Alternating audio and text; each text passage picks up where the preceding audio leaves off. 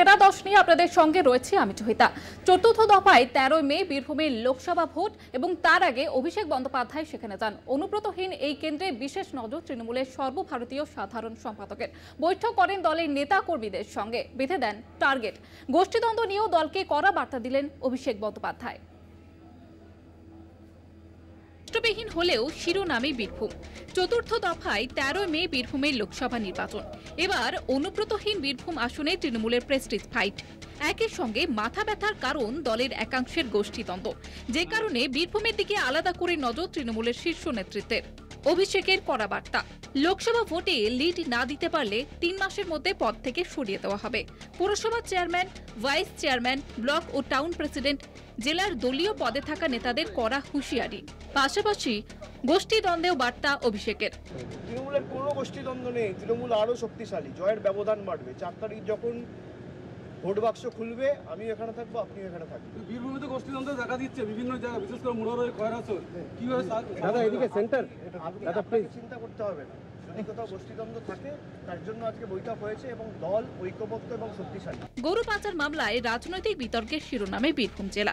এই মামলাতে জেলার একতা দাপুটে তৃণমূল নেতা অনুব্রত ওরফে কেষ্টমণ্ডল এখন তিহার জেলে। 14 মাস, 18 মাস, 20 মাস অনুব্রত মণ্ডল জেলে, তারপরেও গরু পাচার হচ্ছে।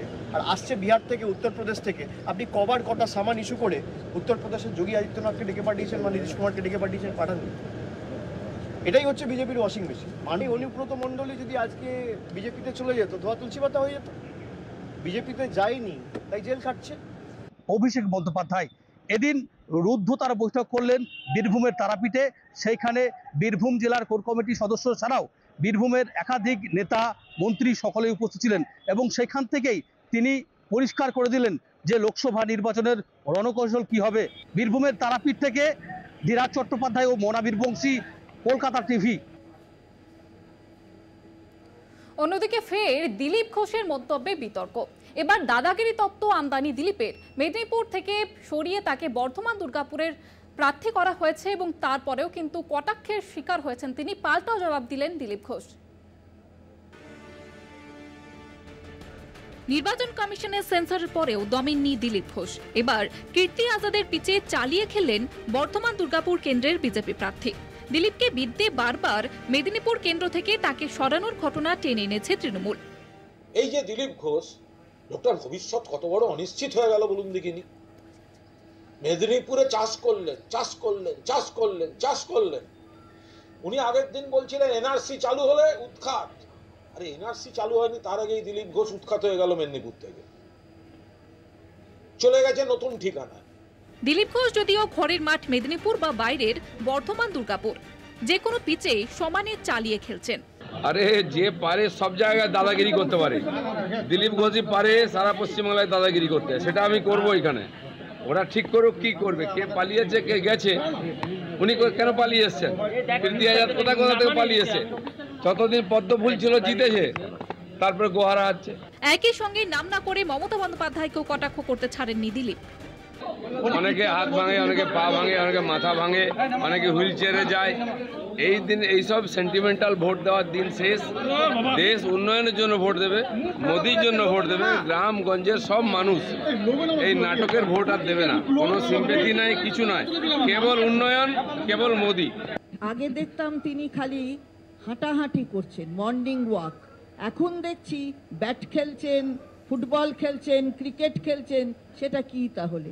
আমরা বলতে চাই যে সতর্ক বাণী মেনে চলুন, না হলে এর বিরুদ্ধে আরও যাবার প্রয়োজন হলে আমরা কিন্তু পিছপা হব না। রাজ্য রাজনীতিতে সবসময়ই বিতর্কের কেন্দ্রবিন্দুতে দিলীপ ঘোষ। মমতাকে বিধে নির্বাচন কমিশনের সেন্সর, উত্তরবঙ্গের ঝড় নিয়ে তার মন্তব্যে কম জল খোলা হয়নি। কাটোয়া থেকে চন্দন সেনগুপ্তের রিপোর্ট, কলকাতা টিভি। বিজেপিকে অভিনব আক্রমণ মহুয়া মৈত্রের। কেন্দ্রীয় এজেন্সির হাতে যদি মেয়ে গ্রেপ্তার হয় তাহলে মনোনয়ন দেবেন তিনি। মায়ের বার্তা পোস্ট করে পদ্ম শিবিরকে নিশানা কৃষ্ণনগরে তৃণমূল প্রার্থীর। বিজেপির ইডি সিবিআই এর ভালোবাসার প্রতি মায়ের জবাব সোশ্যাল মিডিয়ায় পোস্ট করেন তিনি। ওদের তো ভাত হজম হয় না। আজকে আমি তো বললাম তো, ওদের তো আমরা যেরকম রোজ সকালে উঠে পুজো করি, রোজ সকালে উঠে কেস ফাইল করে। এটা আমার কিছু বিন্দু মাত্র যায় আসে না। 19 মার্চ 2024 সংসদে টাকার বদলে প্রশ্ন মামলায় মহুয়া মৈত্রের বিরুদ্ধে সিবিআই তদন্তের নির্দেশ দেয় লোকপাল। এরপরই মহুয়ার আলিপুরের বাড়ি, করিমপুরের বাড়ি ও কৃষ্ণনগরের অফিসে তল্লাশি চালায় কেন্দ্রীয় এজেন্সি। কৃষ্ণনগরের তৃণমূল প্রার্থীর বিরুদ্ধে অ্যাকশনে ইডিও। এই আবহে অভিনব কায়দায় বিজেপিকে নিশানা মহুয়া মৈত্রের। মায়ের হোয়াটসঅ্যাপ বার্তার স্ক্রিনশট পোস্ট করে গেরুয়া শিবিরকে আক্রমণ তৃণমূল প্রার্থীর। হোয়াটসঅ্যাপের মাধ্যমে কি বার্তা মহুয়ার মায়ের? তুমি আমার নামে পাওয়ার অফ অ্যাটর্নি তৈরি রাখো, ওরা তোমাকে গ্রেপ্তার করলে আমি মনোনয়ন জমা দিয়ে দেব। মায়ের হোয়াটসঅ্যাপ বার্তা এক্স হ্যান্ডেলে পোস্ট করে মহুয়া লেখেন, ইডি সিবিআই এর প্রতিদিনের ভালোবাসা নিয়ে আমার মায়ের জবাব, ইউ রক মাম্মি। মাকে লড়াকু সিংহের সঙ্গেও তুলনা করেন মহুয়া। টাকার বদলে প্রশ্ন মামলায় জিজ্ঞাসাবাদের জন্য মহুয়াকে দিল্লিতে তলব করে ইডি, কিন্তু হাজিরা না দিয়ে প্রচারেই ব্যস্ত থাকেন মহুয়া। এরপরই মঙ্গলবার রাতে মহুয়ার বিরুদ্ধে আর্থিক তছরূপ প্রতিরোধ আইনে নতুন একটি মামলা দায়ের করে এনফোর্সমেন্ট ডিরেক্টরেট। মহুয়ার প্রতিপক্ষ কৃষ্ণনগরের বিজেপি প্রার্থী অমৃতা রায়ের সঙ্গে প্রধানমন্ত্রীর টেলিফোনিক কথোপকথনেও মহুয়ার গ্রেফতারি প্রসঙ্গ উঠে আসে। এই পরিস্থিতিতে একেবারে অভিনব কায়দায় বিজেপিকে আক্রমণ কৃষ্ণনগরের তৃণমূল প্রার্থী মহুয়া মৈত্রের। কলকাতা টিভি। তার উপরে নজরদারির অভিযোগে হাইকোর্টে অর্জুন সিং, পুলিশের বিরুদ্ধে তার বাড়ির আশেপাশে সিসি ক্যামেরা বসানোর অভিযোগ, রাজ্যের বিরুদ্ধে নজরদারি চালানোর অভিযোগে মামলার অনুমতি বিচারপতি জয় সেনগুপ্তের একক বেঞ্চের। মঙ্গলবার শুনানির সম্ভাবনা রয়েছে মামলার। তৃণমূল সরকার নাকি তার উপর নজরদারি চালাচ্ছে। তার বাড়ির চারদিকে সিসিটিভি ক্যামেরার মাধ্যমে পুলিশের নজরদারি বহুগুণ বাড়িয়ে দেওয়া হয়েছে বলে অভিযোগ অর্জুন সিং এর। সদ্য তৃণমূল ছেড়ে বিজেপিতে যোগ দিয়েছেন ব্যারাকপুরের দাপুটে নেতা অর্জুন। ব্যারাকপুরের বিজেপি প্রার্থী তিনি। অর্জুনের অভিযোগ, বিজেপির প্রার্থী হওয়ার পরেই তার বাড়ির চারদিক সিসিটিভি ক্যামেরা দিয়ে মুড়ে দিয়েছে পুলিশ। তার সঙ্গে কে বা কারা দেখা করছেন তার উপরেও চলছে নজরদারি। এর ফলে তার ব্যক্তিগত গোপনীয়তা নষ্ট হচ্ছে বলে অভিযোগ অর্জুন সিং এর। অভিযোগ শোনার পর মামলার অনুমতি দিয়েছেন বিচারপতি জয় সেনগুপ্ত। অর্জুনের সঙ্গে সোমনাথ পার্থ দ্বন্দ্ব অব্যাহত। এই পরিস্থিতিতে অর্জুন সিং এর বাড়িতে নজরদারি নিয়ে শুরু রাজনৈতিক চর্চা। মজদুর ভবনের নিরাপত্তা বলয় ছিলই। এলাকার নিরাপত্তা নিশ্চিত করতেই প্রশাসনিক উদ্যোগ, বললেন ব্যারাকপুরের তৃণমূল প্রার্থী পার্থ ভৌমিক ও জগদ্দলের বিধায়ক সোমনাথ শ্যাম। সদ্য জেড ক্যাটাগরির নিরাপত্তা ফিরে পেয়েছেন অর্জুন। 19-এ ব্যারাকপুর থেকে বিজেপির টিকিটেই জিতেছেন। এবারেও প্রার্থী হওয়ার আগে নাটক কম হয়নি ব্যারাকপুর শিল্পাঞ্চলে। দুই প্রার্থী প্রচারের ঝড় তুলছেন। আক্রমণ পাল্টা আক্রমণে বাকযুদ্ধ জমজমাট। তার মধ্যেই সিসি ক্যামেরার নজরদারি নিয়ে শিল্পাঞ্চলের লড়াইটা আরও জমিয়ে দিলেন বিজেপি প্রার্থী। পীযূষকান্তি নাগ ও শুভজিৎ সিং এর রিপোর্ট, কলকাতা টিভি।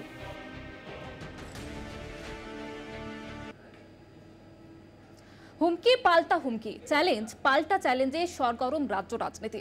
তৃণমূল নেতা মন্ত্রীদের নাম করে হুঁশিয়ারি বিরোধী দলনেতার গলায়, পাল্টা তৃণমূল।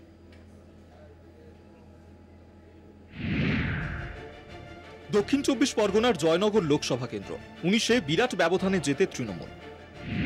3,16,775 ভোটে তাঁর নিকটতম প্রতিদ্বন্দ্বী বিজেপির অশোক কান্ডারিকে হারিয়ে দেন তৃণমূলের প্রতিমা মণ্ডল। 21-এর বিধানসভা ভোটে দক্ষিণ 24 পরগনার 31টি আসনের মধ্যে 30টি পায় তৃণমূল। অর্থাৎ দক্ষিণ 24 পরগনায় ঠিক সুবিধে করতে পারছে না বিজেপি। এবার তাই সেখানে ঝাঁপাচ্ছেন শুভেন্দু।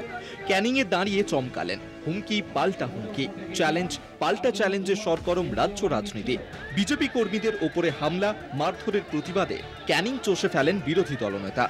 গত বিধানসভা বা পঞ্চায়েত ভোটে সাধারণ মানুষ ভোট দিতে পারেনি বলে অভিযোগ করেন শুভেন্দু।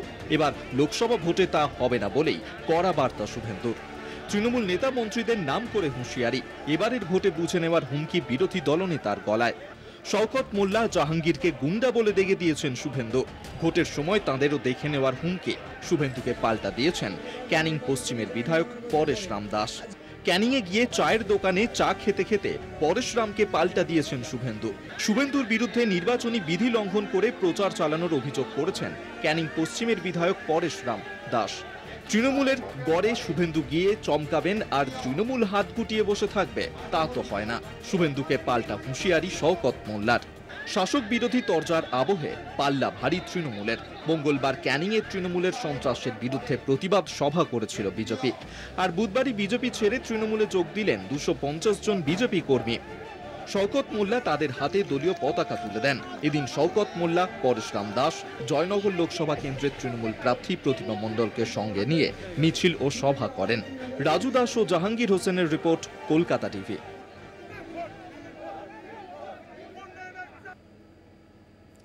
কলকাতা দক্ষিণ কেন্দ্রেও এবার জোট টক্কর। দীর্ঘদিনের তৃণমূল সাংসদ মালা রায়ের সঙ্গে সম্মুখ সমরে রায়গঞ্জের সাংসদ তথা প্রাক্তন কেন্দ্রীয় মন্ত্রী দেবশ্রী চৌধুরী।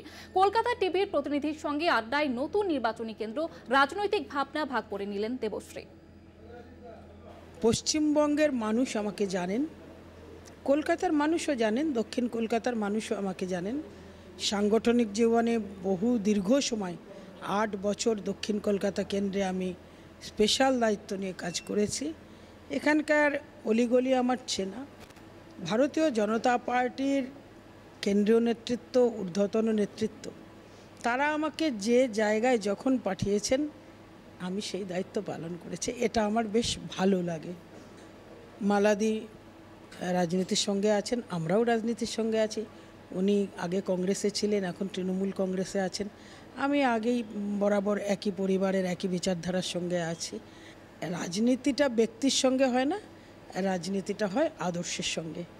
এবারের লড়াইটা মোদিজি ভার্সেস আদার্স। 6 লক্ষ কোটি টাকা ঋণ রেখে ভোট কেনার এর থেকে তো ভালো কিছু হয় না। আর ওনার যে মানসিকতা, মানে মনের মধ্যে যেটা চলেছে, সেটা হচ্ছে 500 টাকা দিয়ে মহিলাদেরকে গোডাউনে রাখা। প্রধানমন্ত্রী মাতৃত্ব বন্দনা যে প্রকল্প, যে গর্ভবতী মহিলা তাদের ছুটির সময় মানে বাড়ানো কর্মরত মহিলাদের, এবং তাদেরকে সহায়তা রাশি বৃদ্ধি করা। কন্যা ভ্রূণ হত্যার ক্ষেত্রে যে মান ছিল সেই মানকে উপরে ওঠানো, এই 4টে বিষয় বিগত 5 বছরে কেন্দ্রীয় নারী শিশু কল্যাণ দপ্তর সফলতার সঙ্গে অগ্রসর হয়েছে। দক্ষিণ কলকাতার মানুষ নিশ্চয়ই এমন একজন সাংসদ পছন্দ করবেন না যে সাংসদের সামনে সম্ভাবনা আছে ঐতিহাসিক সমস্ত কার্যে হস্তাক্ষর করে বিলকে পাশ করানোর অধিকার। আর অন্যদিকে সাংসদের কাজ হচ্ছে ভারত সরকারকে টেনে পিছন দিকে নামানো, 5 বছর ধরে হল্লা করে সংসদকে অচল করে রাখা, এবং সেক্ষেত্রে উনি লাইনের পিছনে 5 বছর দাঁড়িয়ে থাকবেন না। যিনি পিছন থেকে দেশকে টানার জন্য, সংসদকে অচল করার জন্য 5 বছর সংসদে থাকবেন, কাকে চুজ করবেন? দক্ষিণ কলকাতাবাসীর প্রতি আমার অগাধ আস্থা আছে। এখানকার মানুষ 100% শিক্ষিত, সচেতন। তারা নিশ্চয়ই এই বিষয়টা বিবেচনা করবেন, এটুকুই আমার আবেদন। ক্যামেরায় আনন্দ চক্রবর্তীর সঙ্গে দেবাশিস সেনগুপ্ত, কলকাতা টিভি। এখন সময় একটি বিরতির। ফিরছি বিরতির পর, সঙ্গে থাকুন। ফিরে এলাম বিরতির পর। এবার যে খবরের দিকে নজর রাখবো, সংসদে প্রশ্ন করার ব্যাপারে মারাঠি সাংসদরাই সবার থেকে এগিয়ে। অ্যাসোসিয়েশন ফর ডেমোক্রেটিক রিফর্মস বা এনডিআর এর প্রকাশিত তথ্য বলছে, মহারাষ্ট্রে 49 জন সাংসদ 2014 থেকে 19 সপ্তদশ লোকসভায় সর্বাধিক প্রশ্ন করেছেন। গড়ে তারা প্রত্যেকে প্রশ্ন করেছেন 315টি করে। আর মণিপুরে বছরভর ভয়ঙ্কর সব ঘটনা ঘটলেও লোকসভায় গত 5 বছরে সবচেয়ে কম সংখ্যক প্রশ্ন করেছেন মণিপুরের 2 সাংসদ। তারা গড়ে 25টি করে প্রশ্ন করেছেন। সোনিয়া গান্ধী গত 5 বছরে 273 দিনের অধিবেশনে একটিও প্রশ্ন করেনি। রাহুল গান্ধীর করা প্রশ্নের সংখ্যা 88টি। এডিআর এর প্রকাশিত তথ্য বলছে, গত 5 বছরে যে সাংসদরা একটিও প্রশ্ন করেননি তাদের মধ্যে রয়েছেন তৃণমূল কংগ্রেসের সুদীপ বন্দ্যোপাধ্যায়। তিনি 273 দিনের অধিবেশনের মধ্যে 200 দিন সংসদে উপস্থিত ছিলেন। এডিআর এর তথ্য বলছে, তৃণমূলের সর্বভারতীয় সাধারণ সম্পাদক অভিষেক বন্দ্যোপাধ্যায় সপ্তদশ লোকসভায় অধিবেশনে উপস্থিত ছিলেন 40 দিন। আর এই সময়ে তাঁর করা প্রশ্নের সংখ্যা 81টি। 5 বছরে একটিও প্রশ্ন না করা তৃণমূলের আরেক সাংসদের নাম চৌধুরী মোহন জাটুয়া। বিজেপি সাংসদ কেন্দ্রীয় মন্ত্রী SS আলুওয়ালিয়াও গত লোকসভায় একটিও প্রশ্ন না করে সুদীপ বন্দ্যোপাধ্যায় এবং চৌধুরী মোহন জাটুয়ার পাশে থেকেছেন। মুর্শিদাবাদের তৃণমূল সাংসদ 175 দিন অধিবেশনে যোগ দিয়েছেন, তবে প্রশ্ন করেছেন 4টি। জঙ্গিপুরের সাংসদ এই 5 বছরে সংসদে প্রশ্ন করেছেন 12টি। মেদিনীপুরের বিজেপি সাংসদ দিলীপ ঘোষ করেছেন 32টি প্রশ্ন। আর সবাইকে টেক্কা দিয়েছেন বিজেপি সাংসদ সুকান্ত মজুমদার। তিনি 200 দিন সংসদে উপস্থিত থেকে প্রশ্ন করেছেন 596টি। ব্যারাকপুরের সাংসদ অর্জুন সিং প্রশ্ন করেছেন 17টি। 18টি প্রশ্ন করেছেন ঝাড়গ্রামের বিজেপি সাংসদ কুঁয়ার হেমব্রম। বীরভূমের তৃণমূল সাংসদ শতাব্দী রায় সংসদে গত 5 বছরে 211 দিন অধিবেশনে যোগ দিয়েছেন। তবে তার করা প্রশ্নের সংখ্যা 1। 5 বছরে একটি মাত্র প্রশ্ন করে সাংসদ কাকলি ঘোষ দস্তিদারও শতাব্দী রায়ের পাশে রয়েছেন। দল হিসেবে সবথেকে বেশি দিন অধিবেশনে যোগ দেওয়ার কৃতিত্ব অন্ধ্রপ্রদেশের টিডিপির মাত্র 3 জন সাংসদ। গড়ে ওই 3 জন 5 বছরে 273 দিনের অধিবেশনে 229 দিন করে অংশ নিয়েছেন। তারপরেই অবশ্য রয়েছে সিপিএম। 3 সিপিএম সাংসদ 273 দিনের মধ্যে 226 দিন গড়ে অংশ নিয়েছেন লোকসভার অধিবেশনে। গড়ে তারা এক একজনে প্রশ্ন করেছেন 230টি করে। তৃণমূল সাংসদরা গড়ে প্রশ্ন করেছেন 94টি করে।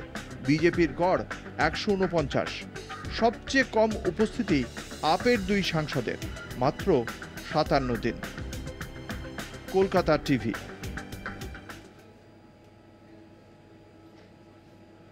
মনোনয়ন জমা দিলেন রাহুল গান্ধী। কেরলের ওয়ানাড থেকে ফের প্রতিদ্বন্দ্বিতা করবেন তিনি। একই দিনে সিপিআই নেত্রী অ্যানি রাজাও ওই কেন্দ্রে বাম গণতান্ত্রিক মোর্চার প্রার্থী হিসেবে মনোনয়ন দাখিল করলেন। ওই কেন্দ্রে বিজেপি প্রার্থী হলেও মূল লড়াই হতে চলেছে বাম বনাম কংগ্রেস।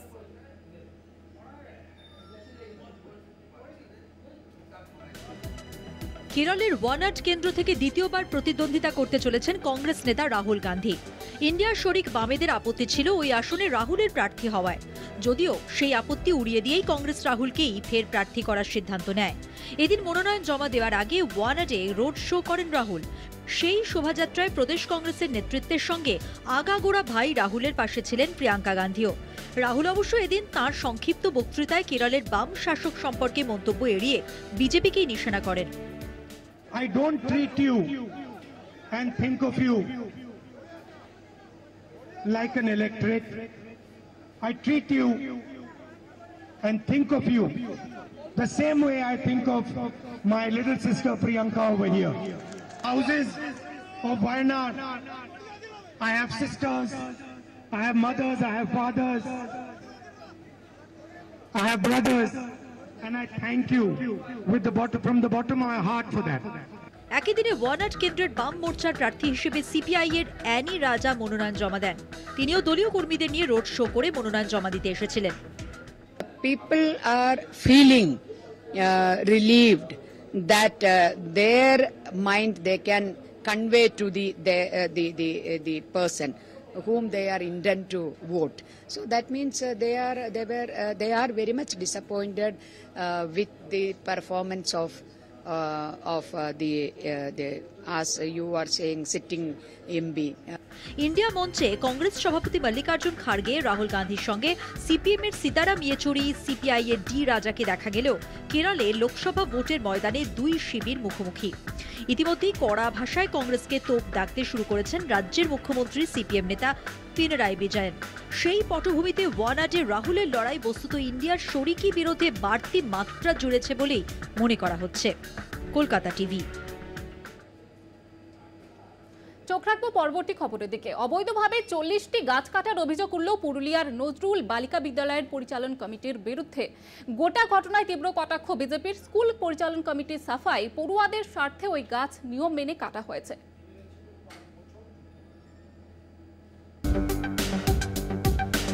একটা গাছ একটা প্রাণ, সকলেই জানে এই কথা। তবুও এবার গাছ কাটা নিয়ে বিতর্কে জড়ালো পুরুলিয়া শহরের নজরুল বালিকা বিদ্যালয়। সম্প্রতি বন দপ্তরের অনুমতি ছাড়াই প্রায় 40টি গাছ কাটা হয় বলে অভিযোগ। গাছ কাটার কারণ জানতে আসরে নামে বিজেপি, যদিও স্কুল কর্তৃপক্ষ এ বিষয়ে মুখ খুলতে নারাজ। স্কুলের প্রধান শিক্ষিকা শ্রাবণী বন্দ্যোপাধ্যায় গাছ কাটার বিষয়টি এড়িয়ে যান। এ নিয়ে প্রশ্নের মুখে বিদ্যালয় পরিচালন কমিটি। এদিন স্কুল পরিচালন কমিটির সভাপতি তথা তৃণমূল শিক্ষা সেলের নেতা করুণা নিধান দাসের সাফাই, পড়ুয়াদের স্বার্থে ওই গাছ নিয়ম মেনেই কাটা হয়েছে। তবে বন বিভাগের অনুমতি রয়েছে কিনা তা স্পষ্টভাবে তিনি জানাননি। স্কুলে গাছ কাটা নিয়ে অন্ধকারে পুরুলিয়া বন বিভাগ। এ বিষয়ে কংসাবতী নর্থ বন দপ্তরের মুখ্য বনাধিকারিক অঞ্জন গুহ গোটা ঘটনা খতিয়ে দেখে ওই স্কুলের বিরুদ্ধে ব্যবস্থা নেওয়ার আশ্বাস দেন। গাছ কাটা নিয়ে সরব বিজেপি। যেখানে বনসৃজনের বার্তা দেওয়া হয়, সেখানে পুরুলিয়া নজরুল বালিকা বিদ্যালয়ে কিভাবে এতগুলি গাছ একসঙ্গে বন দপ্তরের বিনা অনুমতিতে কাটা হলো তা নিয়ে উঠছে প্রশ্ন। পুরুলিয়া থেকে শওকত আলীর রিপোর্ট, কলকাতা টিভি।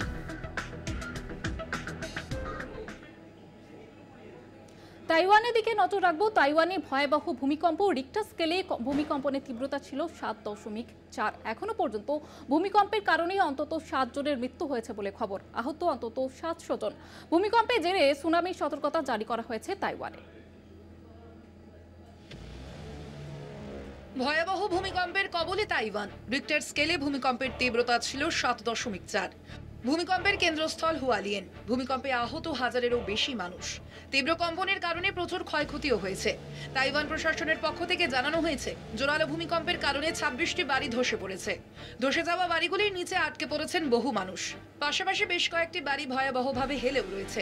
ইতিমধ্যেই উদ্ধার কাজ শুরু করেছে প্রশাসন। ভূমিকম্পের পর একাধিক আফটার শকও হয়েছে তাইওয়ানের রাজধানী তাইপেইতে। বন্ধ রাখা হয়েছে ট্রেন চলাচলও। তাইওয়ানে ভূমিকম্পের প্রভাব পড়েছে চীনেও। ভূমিকম্পের জেরে সুনামির সতর্কতাও জারি করা হয়েছে তাইওয়ান, জাপান ও ফিলিপিন্সে। প্রসঙ্গত, 25 বছরের মধ্যে সবচেয়ে বড় ভূমিকম্পের সাক্ষী থাকলো তাইওয়ানবাসী। এর আগে 1999 সালে 7.2 মাত্রার ভূমিকম্প হয়েছিল। সেই ভূমিকম্পে 2500-এরও বেশি মানুষের মৃত্যু হয়েছিল। 1000-এর বেশি মানুষ আহতও হয়েছিলেন। এবারের ভূমিকম্পেও বিপুল ক্ষয়ক্ষতির আশঙ্কা করা হচ্ছে। কলকাতা টিভি।